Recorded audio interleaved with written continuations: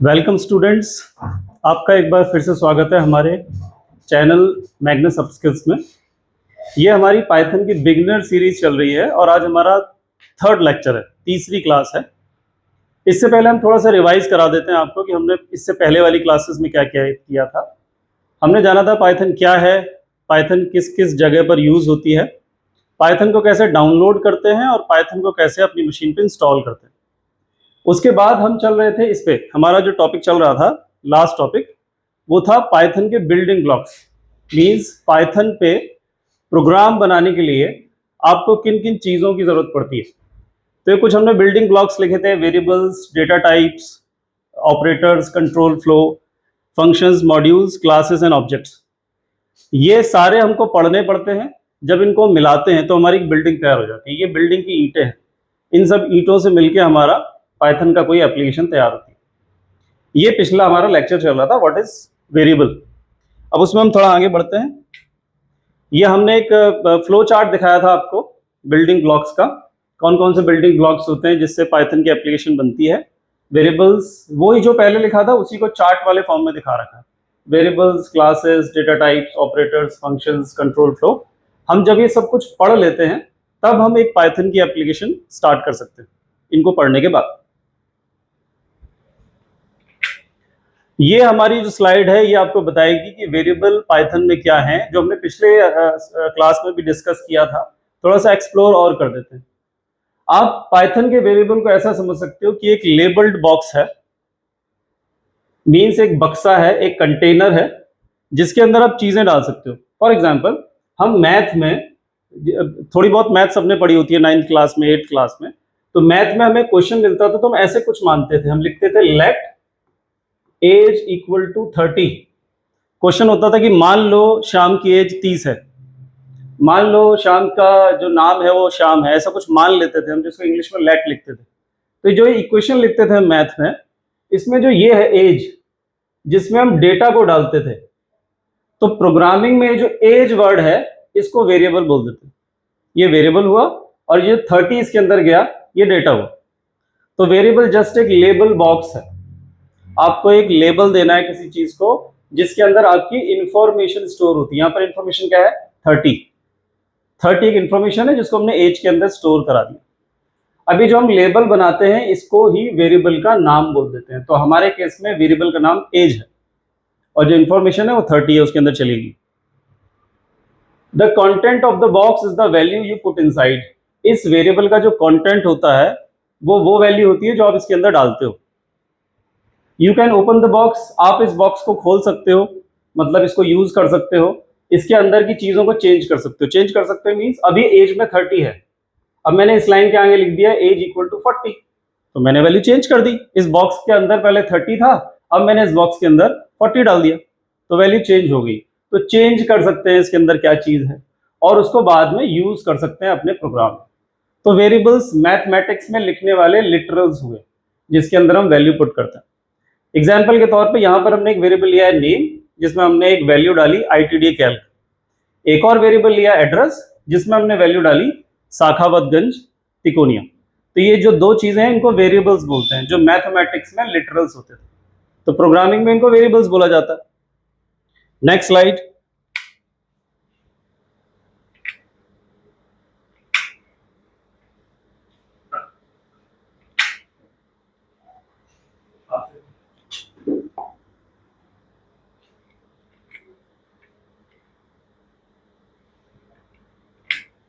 Next है data types. Python में data types क्या होता है? तो देखिए हमने जान लिया कि जैसे हम लेते हैं कि एज, हमने लिखा एज इक्वल टू 30, तो एक वेरिएबल हो गया। एज एक वेरिएबल है जिसकी वैल्यू है 30। अब इसमें डेटा टाइप क्या होता है? असल में ये जो वेरिएबल है जिसको हमने वेरिएबल बोला, इसके अंदर जो डेटा जा रहा है 30 जा रहा है, इसका कोई टाइप है।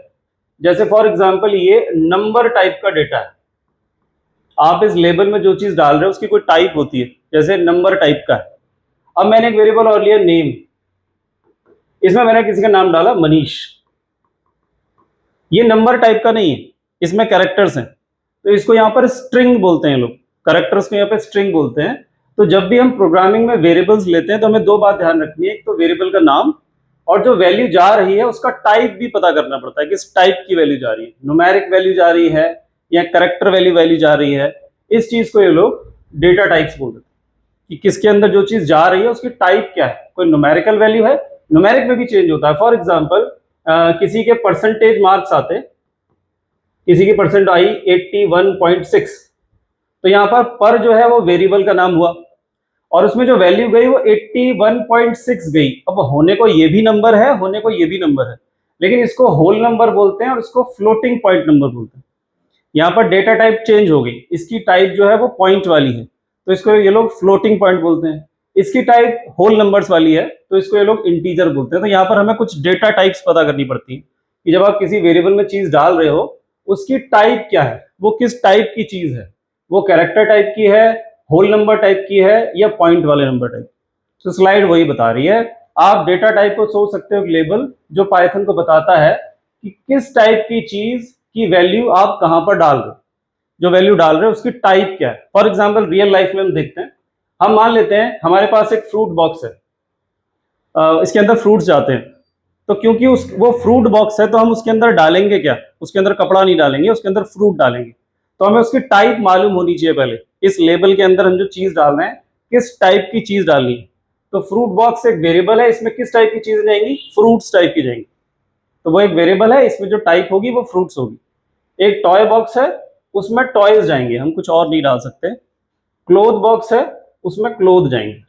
तो यहाँ पर हम जो भी वेरिएबल लेंगे उसमें जो वैल्यू डालेंगे उसकी हमें टाइप भी मालूम होनी पड़ती है, ये इंटीजर टाइप है, ये नंबर टाइप है या ये स्ट्रिंग टाइप। तो इस टाइप को ये लोग डेटा टाइप्स बोल देते हैं।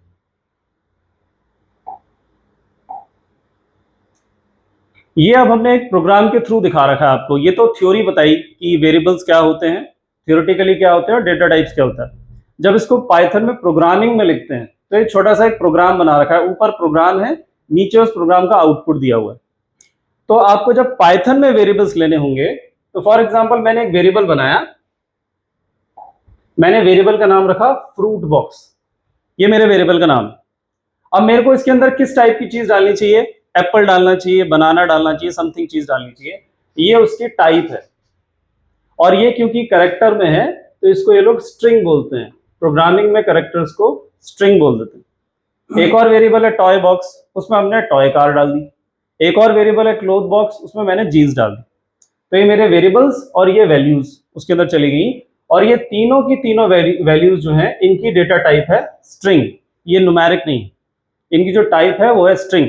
हम मुझको मालूम था कि मैं इसके अंदर एप्पल डालूंगा तो इनकी टाइप जो होगी वो स्ट्रिंग होगी। उसके बाद ये तीन स्टेटमेंट हमने आपको पहले भी बताए थे, इन प्रिंट की मदद से आपने जो ये वेरिएबल में वैल्यू डाली उनका आप आउटपुट देख सकते हो। तो मैंने फ्रूट बॉक्स को प्रिंट करवा दिया, टॉय बॉक्स को प्रिंट करवा दिया, क्लोथ बॉक्स को प्रिंट करा दिया।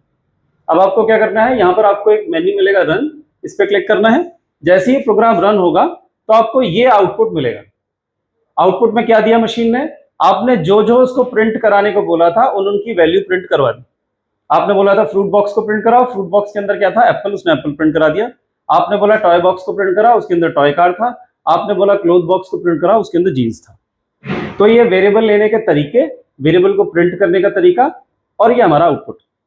तो इस तरह से पाइथन में वेरिएबल्स लिए जाते हैं, वेरिएबल्स में वैल्यू डाली जाती है और आपके पास इस तरह का कुछ आउटपुट आता है।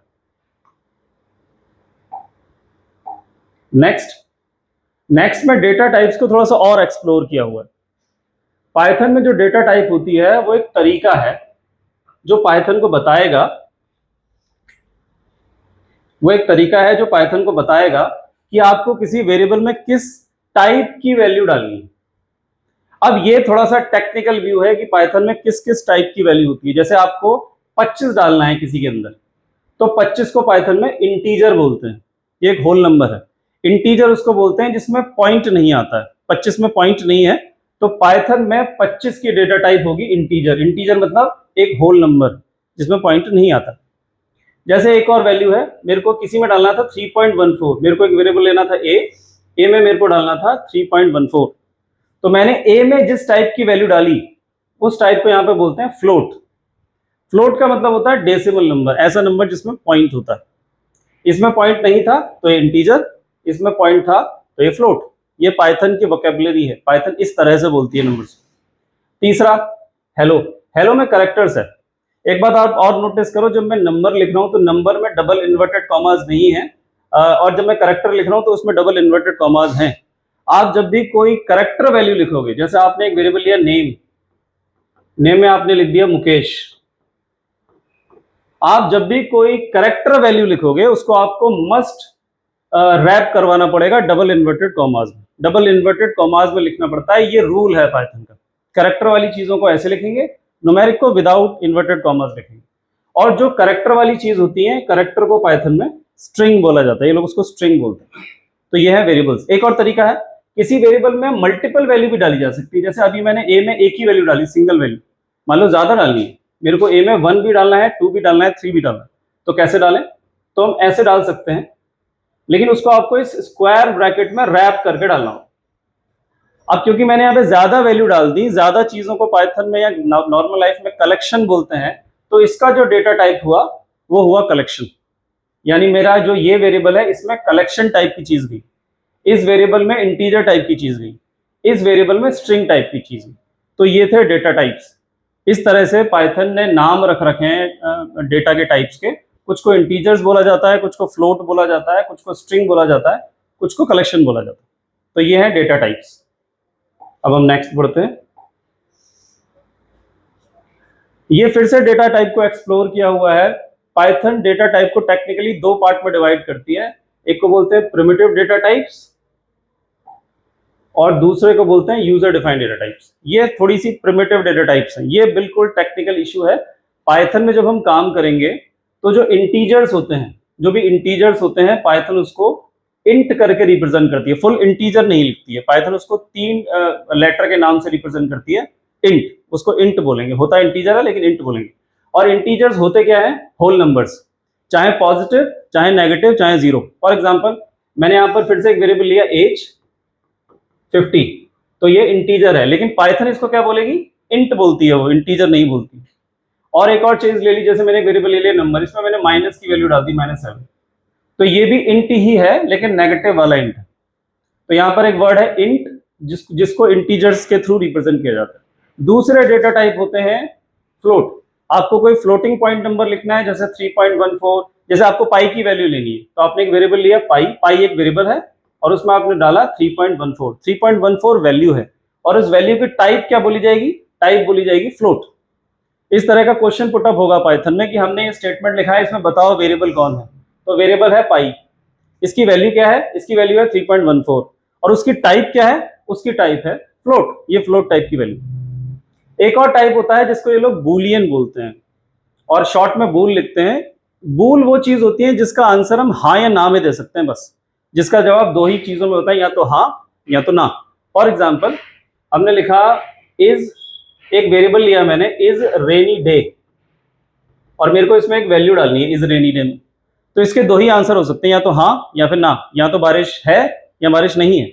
तो मेरे को यदि बारिश है हाँ बोलना है, तो हाँ के लिए जो नॉर्मल शब्द होता है यस, वो नहीं लिखना है, मेरे को हाँ के लिए यहाँ पर एक शब्द लिखना है ट्रू। ये पाइथन का हाँ हुआ। प्रोग्रामिंग हाँ को ट्रू बोलती है, और यदि मेरे को ना बोलना था तो मेरे पास एक शब्द होता है फॉल्स। तो जब भी आपको कोई वेरिएबल लेना है जिसका आंसर हाँ या ना में है, तो उसको ये लोग बूलियन डेटा टाइप कहते हैं, और उसकी दो ही वैल्यू होती है, एक होती है ट्रू, एक होती है फॉल्स। नॉर्मल लाइफ का हाँ हो गया ट्रू, और नॉर्मल लाइफ का झूठ हो गया फॉल्स। चौथा डेटा टाइप है स्ट्रिंग। स्ट्रिंग मतलब कैरेक्टर्स का समूह। जैसे मैंने अभी लिखा था name, name equal to Kumar, Kumar में बहुत सारे लेटर्स का समूह है, तो इसको ये लोग स्ट्रिंग बोलते हैं। तो ये थोड़े से टेक्निकल वर्ड्स हैं जो पाइथन यूज करती है डेटा टाइप्स को डिक्लेयर करने के लिए। नेक्स्ट पे जाते हैं। अब इसके बाद हम ये जो हमारा वेरिएबल्स वाला कंसेप्ट था ये खत्म हो गया कि वेरिएबल्स क्या होते हैं और उनकी डेटा टाइप्स क्या होती है। उसके बाद जो नेक्स्ट कंसेप्ट आता है उसको बोलते हैं ऑपरेटर्स। ऑपरेटर्स मतलब जब भी आप मैथमेटिकल ऑपरेशन करवाओगे पाइथन के थ्रू, तो कुछ ऑपरेटर्स आपको यूज करने पड़ेंगे। फॉर एग्जांपल आपको कोई प्लस ऑपरेशन लगाना है, तो आपने एक वेरिएबल लिया a इक्वल टू 7। ये लाइन क्या हुई? यहां पर a एक वेरिएबल है और 7 उसकी वैल्यू है, और 7 की टाइप क्या है? इंट। आपने एक वेरिएबल और लिया b इक्वल टू 8, ये भी एक वेरिएबल है, इसकी वैल्यू है 8 और उसकी टाइप है इंट।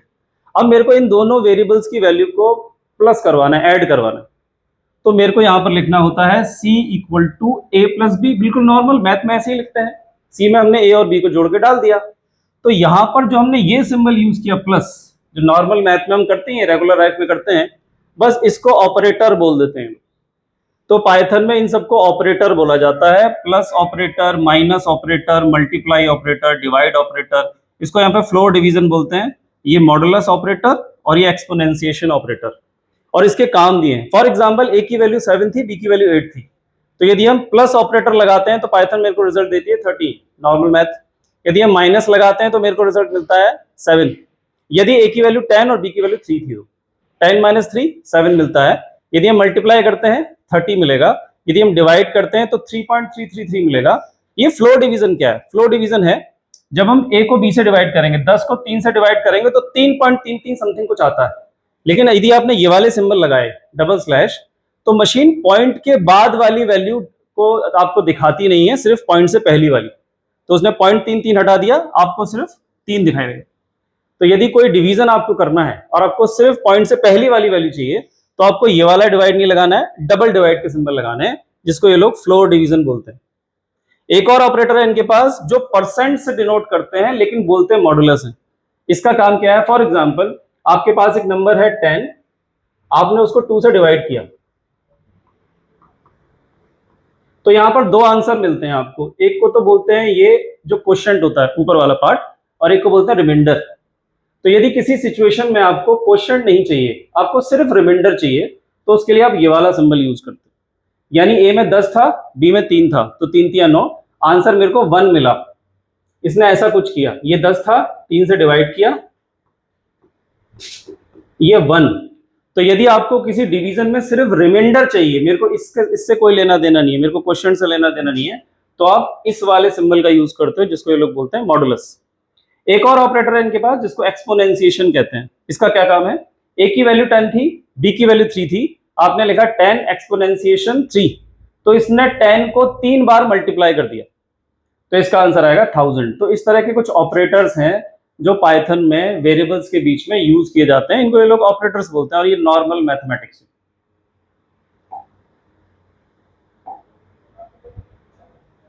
इसके बाद ये कुछ और ऑपरेटर्स हैं, इनको कंपैरिजन ऑपरेटर्स बोलते हैं। इसके बारे में हम डिस्कस टेक्निकली जब हम प्रोग्राम करेंगे तब करेंगे। एक और ऑपरेटर होते हैं जिनको लॉजिकल ऑपरेटर्स बोलते हैं। सारे ऑपरेटर्स ही हैं जो वेरिएबल्स के बीच में लगते हैं। कुछ ऑपरेटर्स को असाइनमेंट ऑपरेटर्स बोलते हैं, कुछ ऑपरेटर्स को बिटवाइज ऑपरेटर्स बोलते हैं, और कुछ के नाम मैंने नीचे मेंशन किए हुए हैं। जो बाकी टाइप है उनको मेंबरशिप ऑपरेटर्स और आइडेंटिटी ऑपरेटर्स बोला जाता है।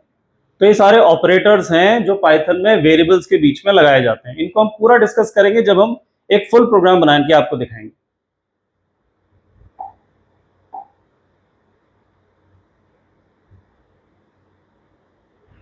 इसके बाद देखिए, जो हम पाइथन कर रहे हैं, तो हमारा जो इंस्टीट्यूट है उसमें पाइथन से रिलेटेड या प्रोग्रामिंग से रिलेटेड बहुत सारे कोर्सेज भी चलते हैं। जैसे ऑनलाइन क्लासेस में हम कोशिश कर रहे हैं जितना मैक्सिमम आपको हो सके बता सकें, लेकिन ऑनलाइन में आपको जो प्रैक्टिकल व्यू है वो नहीं दिखता। तो यदि आप चाहते हैं कि आपको थोड़ा डीप जाना है, या आप बीटेक कर रहे हैं या कोई भी प्रोफेशनल कोर्स कर रहे हैं, तो हमारे प्रोफेशनल कोर्स होते हैं। हमारे एक डीसीए नाम से कोर्स है सॉफ्टवेयर का, हमारे एक सीएसटी नाम से कोर्स है, हमारे एक सीसीबी नाम से कोर्स है, और कुछ शॉर्ट टर्म कोर्स भी होते हैं प्रोफेशनल्स के लिए, उन लोगों के लिए जॉब कर रहे हैं।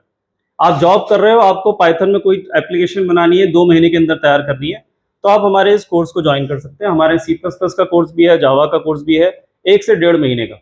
आपको एक कैलकुलेटर से लेके एक वेब एप्लीकेशन हम 1 से 1.5 महीने के अंदर बना